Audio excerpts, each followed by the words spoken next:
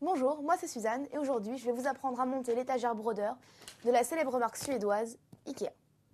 Donc premièrement, mon premier conseil, c'est de prendre une couverture ou un tissu pour protéger votre sol et votre qui va devenir votre plan de travail et donc vos meubles. Parce que ça serait bête de faire des rayures dès la première fois. Donc, ensuite, il faut vous munir d'un tournevis cruciforme et d'une clé à molette pour monter le meuble. C'est les seuls outils dont vous avez réellement besoin. Ensuite, je vous conseille aussi extérieurement à ce que vous avez acheté de prendre des verres pour pouvoir mettre les différentes vis à l'intérieur sans les confondre. Il faut classer ces pièces par ordre chronologique déjà. Donc d'abord, on va se servir de deux poutres qui vont constituer le corps du meuble, de ce qui va faire tenir l'étagère, des pieds. Donc on met toujours les pièces identiques ensemble. Ensuite, ce qui va tenir en haut et les plateaux. Première étape, on va assembler le bas de l'étagère. On met la petite pièce, qui est donc le pied, en forme de L, dans la poutre. Attention, il suffit juste de glisser.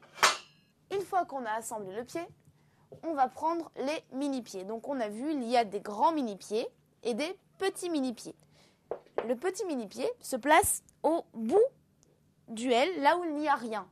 Le grand mini-pied se met là où il y a la poutre. C'est logique, il est plus grand, là où la poutre est le plus grand. On enfonce le mini-pied au bout du L et on tourne. Ça prend un peu de temps, hein, c'est un peu... Voilà. Donc, il faut absolument que le petit boulon qu'on voit en bas du mini-pied soit collé au L. Il faut vraiment que le boulon soit collé. Le mini-pied est monté, on s'attaque maintenant au grand mini-pied.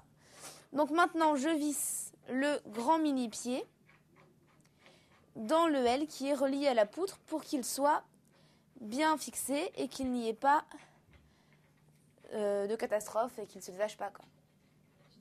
Hop, on resserre. Et maintenant, on visse cette vis donc à l'intérieur du L pour serrer la poutre avec le pied pour être sûr que ça ne tourne pas. Donc au bout d'un moment, ça bloque. Vous pouvez essayer ce que vous voulez.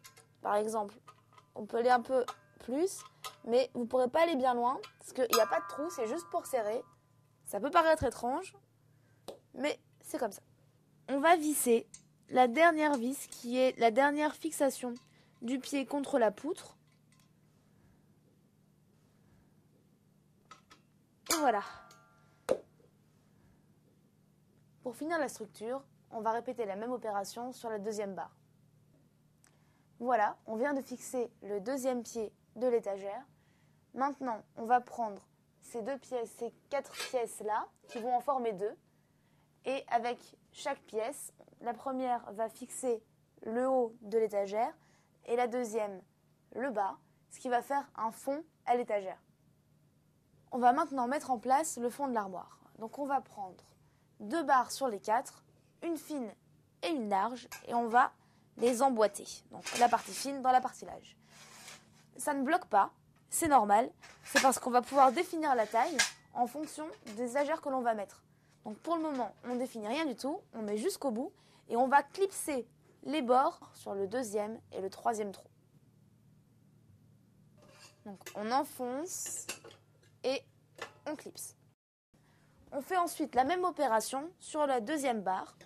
Donc voilà, on enfonce et on clipse. On procède de la même manière pour les barres du bas. On enfile la barre fine dans la barre plus large. Voilà, toujours attention à ses doigts. Et on va clipser dans le deuxième et le troisième trou. Voilà. Et pareil de l'autre côté. Donc, on approche la barre, on appuie et on clipse. Donc, on va maintenant mettre les deux dernières vis qui nous restent sur les barres transversales qu'il y a en bas et en haut de l'étagère. Ça va nous aider à fixer définitivement la largeur de l'étagère. Donc, on enfonce la vis. Voilà.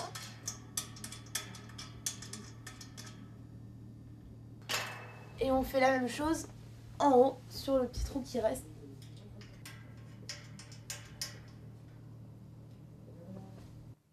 Maintenant qu'on a monté le fond des étagères, on va pouvoir monter les fixations à étagères pour ensuite pouvoir mettre les étagères. Donc pour ça, on a besoin des clous qu'on a trouvés en même temps que les étagères quand on les a déballées et qu'on a mis préalablement dans un verre, et des fixations, donc c'est en sorte de triangle.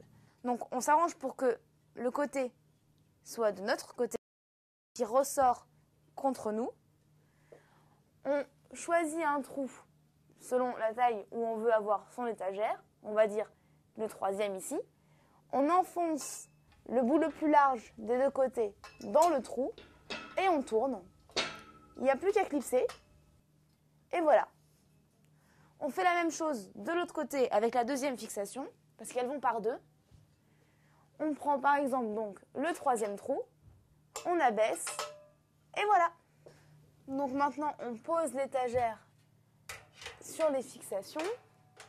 Donc vous pouvez voir, il y a des trous faits pour les vis. Donc on s'arrange pour que les trous des fixations et le trou des vis sur les étagères soient parallèles.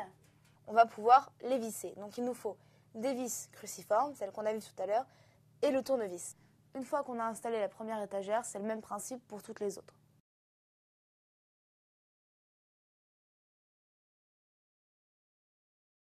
Maintenant que l'étagère est montée, on va pouvoir la fixer au mur, ce qui est très important parce qu'on n'a pas envie qu'elle tombe et qu'elle puisse faire mal à quelqu'un.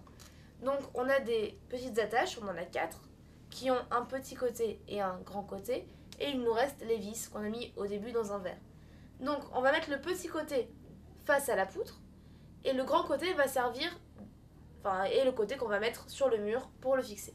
Donc exactement comme on a fait ici, sur la barre, et donc on enfonce la vis à l'intérieur, donc avec les trous qui sont là, et la grande attache qu'on va pousser contre le mur et avec lesquelles on va mettre la vis qui va vraiment la fixer. Une fois l'étagère fixée au mur, il ne reste plus qu'à fixer les barres transversales aux barres verticales. Donc on prend les petites vis qui restent et on les visse.